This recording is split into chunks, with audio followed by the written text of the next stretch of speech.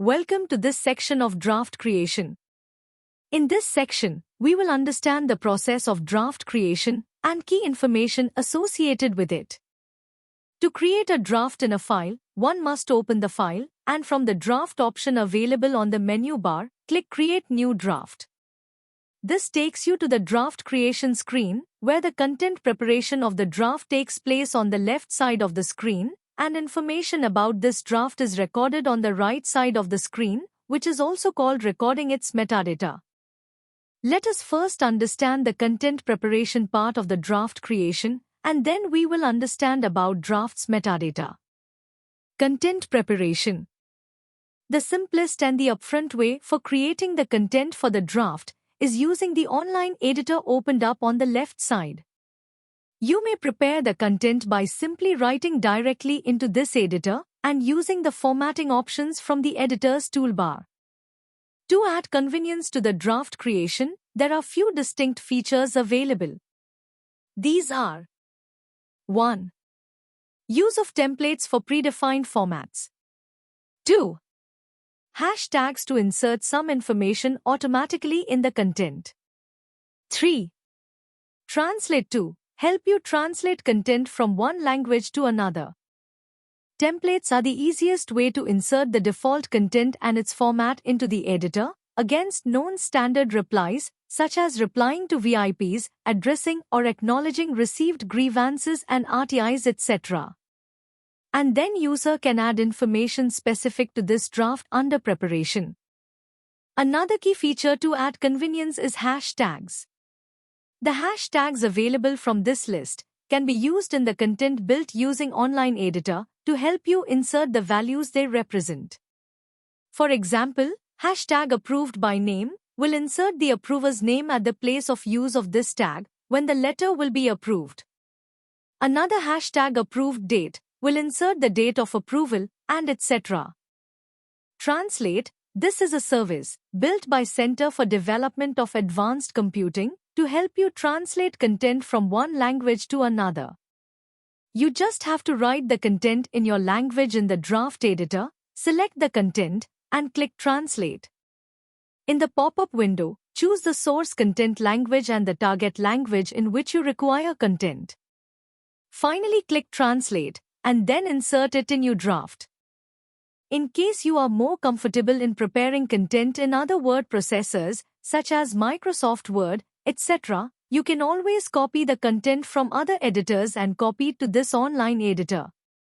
An important pointer here is that, when reproducing the content from other external editors to applications online, editor may cause potential formatting issues. This is due to several factors such as proprietary formatting. Some editors use proprietary formatting standards that might not be fully compatible with open-source editors. Complex styles. These external editors allows for complex styles, fonts, and layouts that may not be supported or rendered correctly by simpler web-based text editors, and other environmental differences and HTML/CSS limitations. To avoid such formatting concerns, when content from MS Word is reproduced to online editor, it is suggested that the user must follow following guidelines. The page setup for applications, such as MS Word, in which the content is prepared, must be same with the note sheet, A4, and draft editor, A3, A4, A5. The margin setup must always be default and should not be altered with.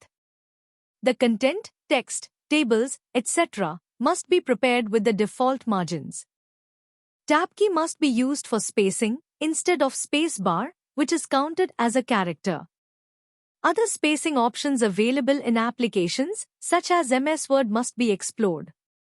Content should contain Unicode-compliant fonts and symbols only.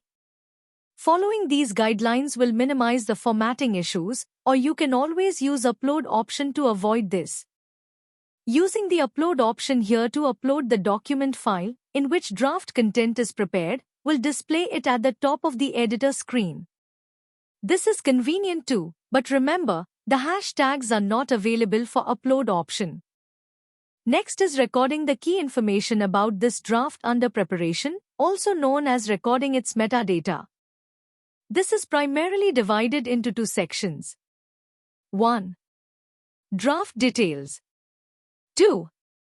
Adding intended recipients' details. The draft details records information, such as the nature, if the draft, whether it being a new, that is, a self-initiated draft, or it being a reply or reminder against a receipt.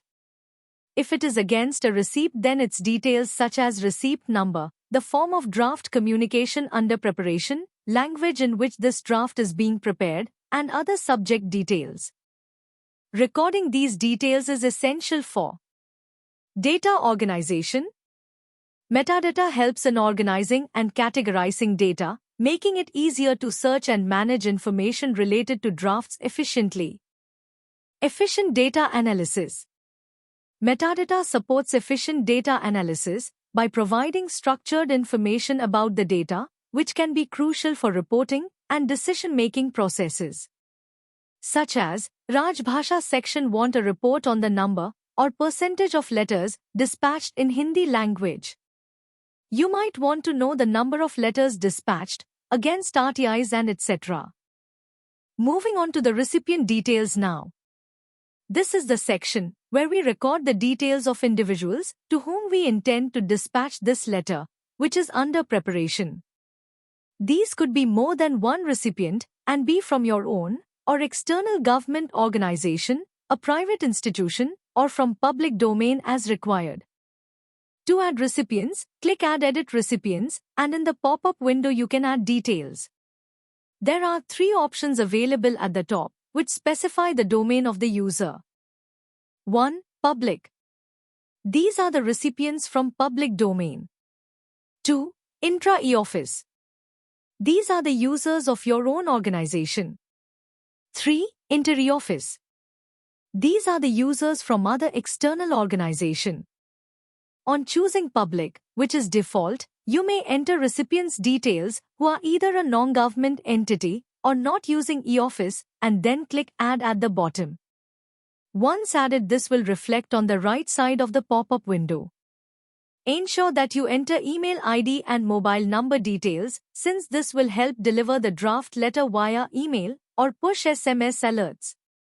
Similarly, to choose recipient details from your own organization or ministry, choose Intra-e-office, or from external organization, choose Inter-e-office, and then search and add the user from the list below. You can enter more recipient details by entering their details one at a time and then clicking Add at the bottom. Once the recipient list is final, you may click Close to return to draft window, and all these recipients are now listed on the right side of the draft screen. In e-office, saving your work as a draft is straightforward. Simply click Save to keep your document in its current state. This allows you or anyone else in the channel of submission to revisit and modify it later using this edit option. Once saved, the new draft gets a number, a status where DFA stands for Draft for Approval, and version number, which keeps changing for every change made to this draft, with a movement of the file taking place in channel of submission. You can now refer this draft number in the green note and forward the file in the channel of submission for necessary action required. That is all on creation of drafts. In the next section, we will explore editing or making revisions to the drafts pending for approval, that is, drafts with DFA status.